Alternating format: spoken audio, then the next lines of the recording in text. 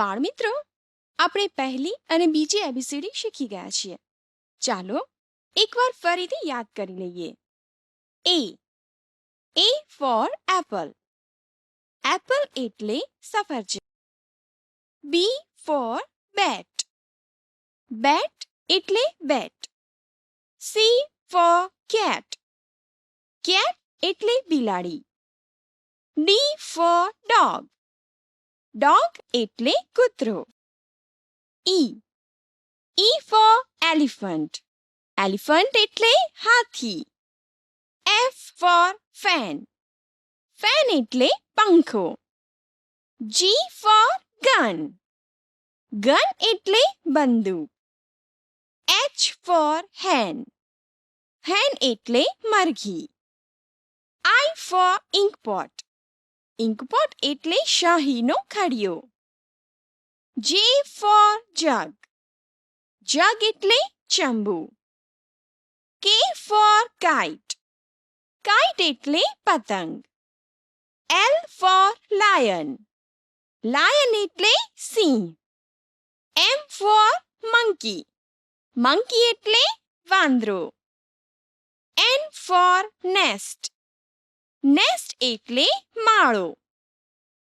ઓ four ox. Ox એટલે બળદ. P four pen. Pen એટલે કલમ. ક્યુ ફોર ક્વિલ. ક્વિલ એટલે પીંછું. R for rat. રેટ એટલે ઉંદર. એસ ફોર સન. સન એટલે સૂર્ય. T four top. ટોપ એટલે ભમરડો. U for umbrella. અમ્બ્રેલા એટલે છત્રી. વી ફોર વેન. વેન એટલે ખટારો. W four watch. વોચ એટલે ઘડિયાળ. X for Christmas tree.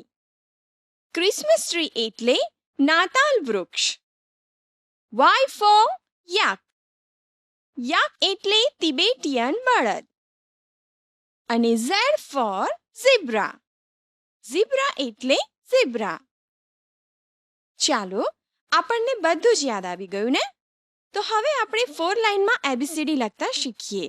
હવે આપણે બંને એબીસીડીના આલ્ફાબેટ લખતા શીખીએ.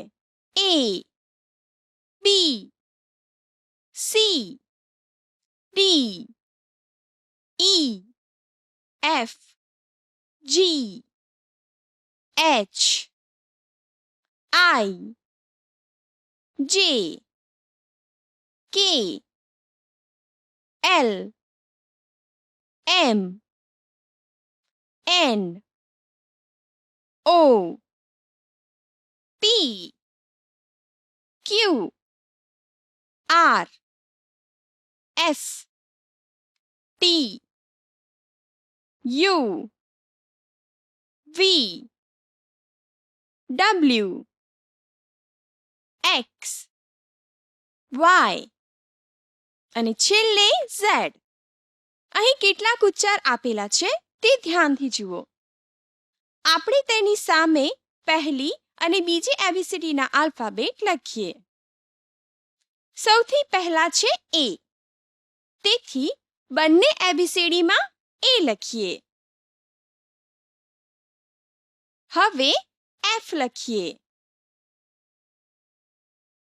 કે લખીએ. હવે ઈ લખીએ.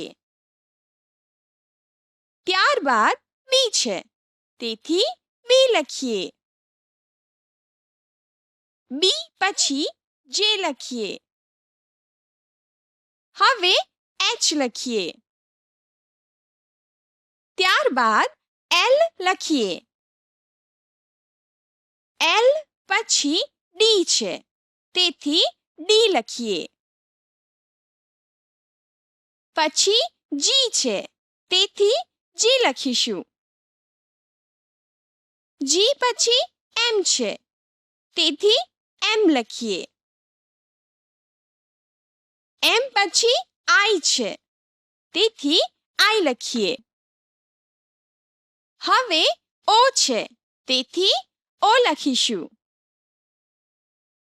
પછી ટી છે, તેથી ટી લખીએ. ત્યારબાદ વી લખીએ. વી પછી પી છે, તેથી પી લખીએ.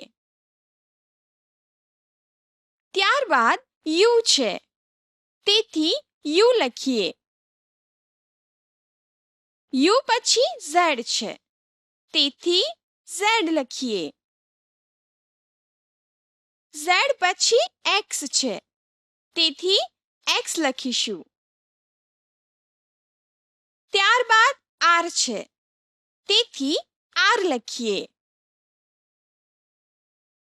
આર પછી વાય છે, તેથી વાય લખીએ. વાય પછી એન છે, તેથી એન લખીએ.